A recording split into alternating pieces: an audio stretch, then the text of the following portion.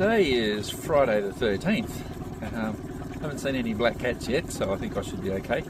But anyway, I've just spent 3 days up the Gordon River, and I've just come out of the Gordon River and into Birchs Inlet in to have a look at a hut that used to be used by BHP miners.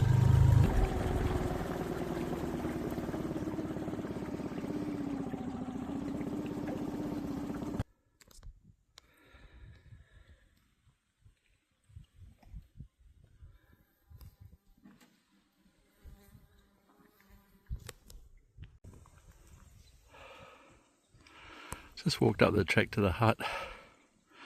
I can hear a banging in there. I hope it's not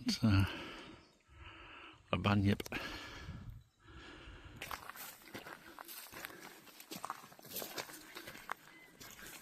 Okay, there's the banging. I was worried. And just around the corner, someone there? No.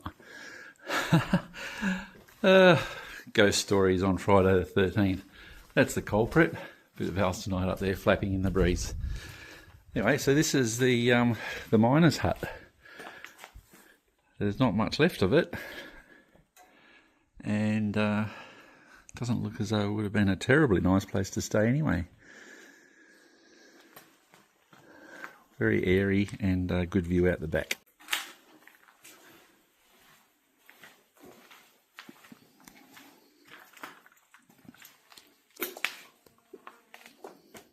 After spending the day, or most of the day, with a couple of guys who were doing research on the Orange Bellied Parrots in Birchs River, at the end of Birchs Inlet, I was coming out of the river almost in the dark, and by the time I got up here, it was pretty much dark, so actually sort of desperate for somewhere to stop and camp. I camped on this little beach for the night. The weather was pretty good, so it wasn't a problem, but I had seen these logs on the way in, and so I thought I aimed for this to get out, and actually had quite a pleasant night camping here.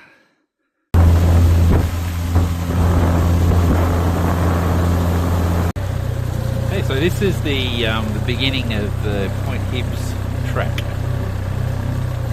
We're going to stop here and have a quick look, but we can get further down on the left there.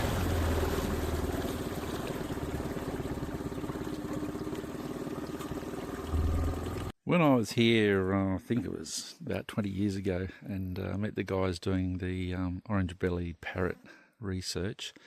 They told me that there was an organisation running four-wheel type bikes doing tours. And there's the track that goes out to Point Hibbs.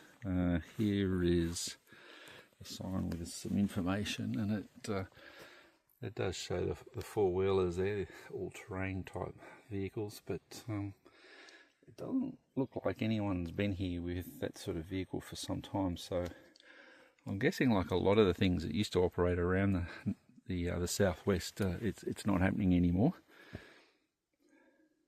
So the charter boat that came into St John Falls, I believe that was Stormbreaker, and they've got their tender here, so at some time they must bring walkers in to do this track. But we're going to go a bit further down the river here, and it really does tighten up, so let's see if we can still get through.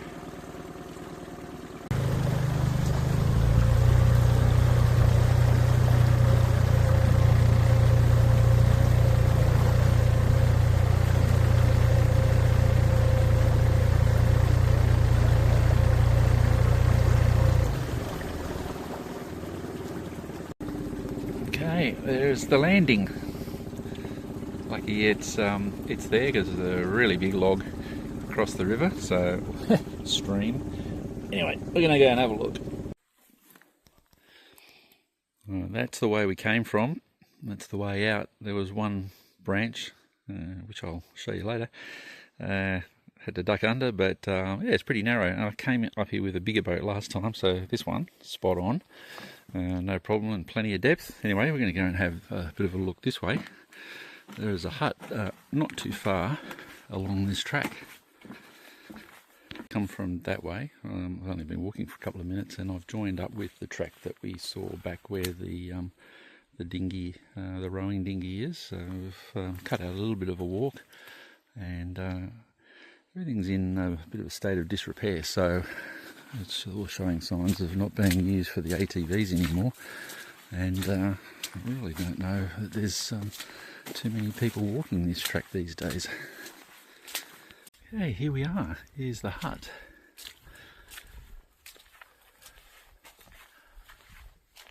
And it is called Frog Lodge.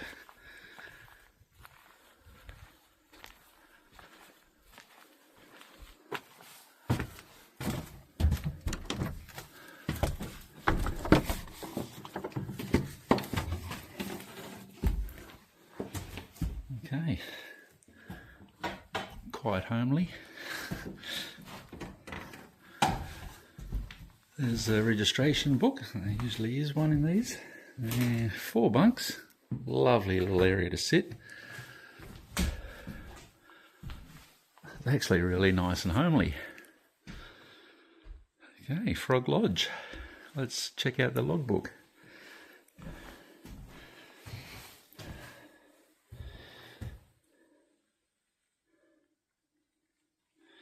Okay, so the last entry, 9th of March. That's only 4 days ago.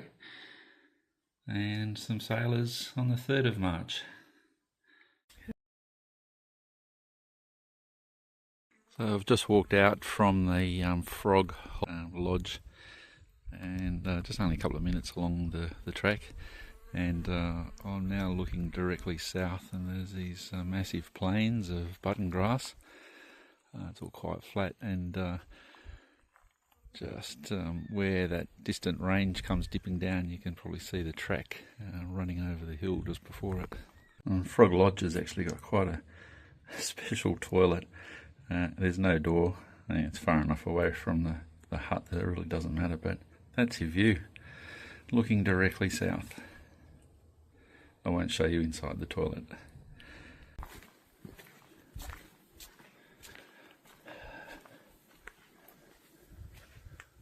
Well, that's it. It's farewell to Frog Lodge.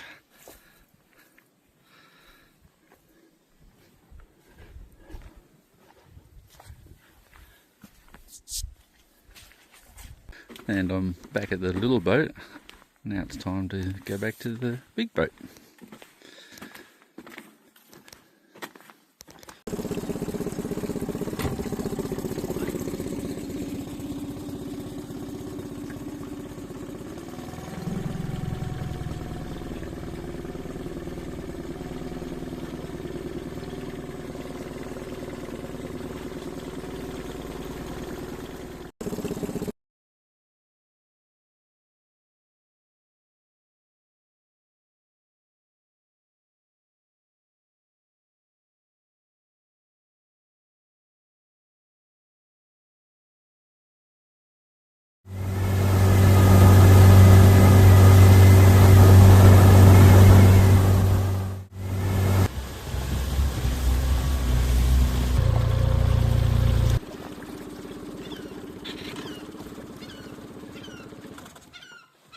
This is Grommet Island, and it's just next to Sarah Island, and it was actually used to house convicts, and there are some real tragic stories about drownings and so on here at Grommet Island. I believe there are still some remnants of structures on top of the hill, so we're going to have a look. But it's a place that I came camping many years ago, and with a little bit of the old grog in the belly, and mocking the spirits of convicts past, I got quite a big fright at this place.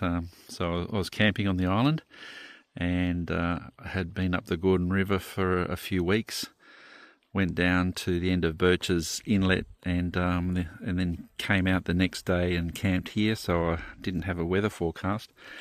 And about 2 o'clock in the morning, a massive nor'wester came in, and it was actually, so northwest is basically straight over behind us here, and it came into this bay which is where I had my boat. So the boat was washed up on that beach, getting swamped, and I was hiding in a cave just in front of us because it was really messy.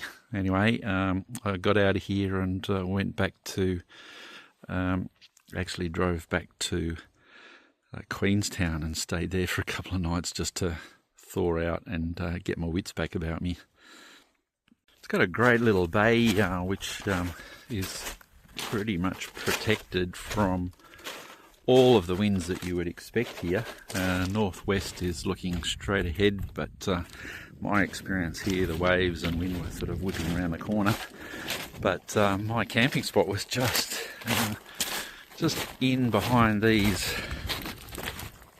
trees here, and nice little flat spot for a camping spot. It was absolutely awesome, and when the wind whipped up, I was tucked in behind here.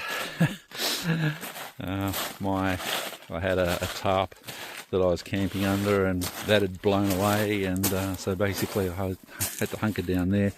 Had the boat was parked over just on that last little bit of water there, and it was getting washed up on the beach and getting swamped, so very interesting time.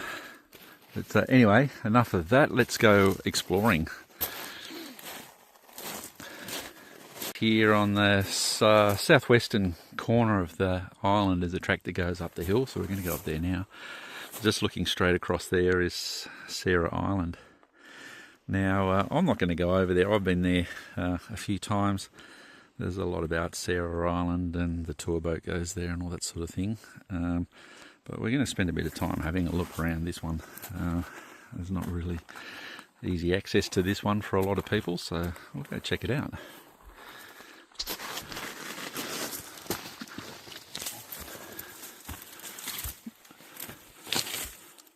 It doesn't take long to get up the top. There are some rock walls there. There is an old brick, and up here there's what I think is probably a fireplace, and there's really not much left of whatever it was built around it. So that's looking out over to Pillinger and the Kelly Basin, just across a bit, and a little bit further along there's a little bit more of what's left of a structure here.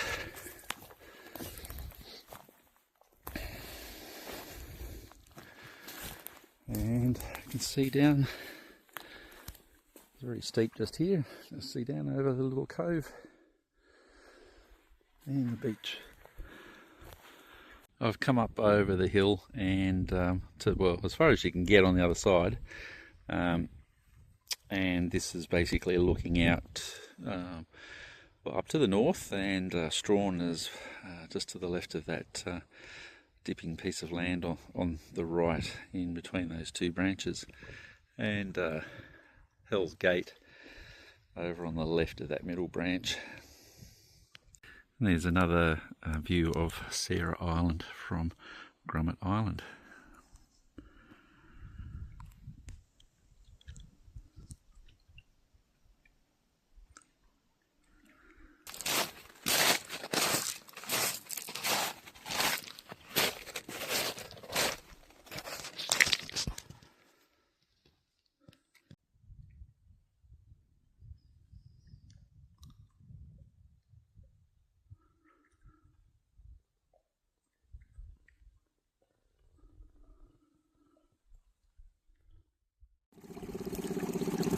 Leaving Grummet Island, and there is Sarah Island in the background.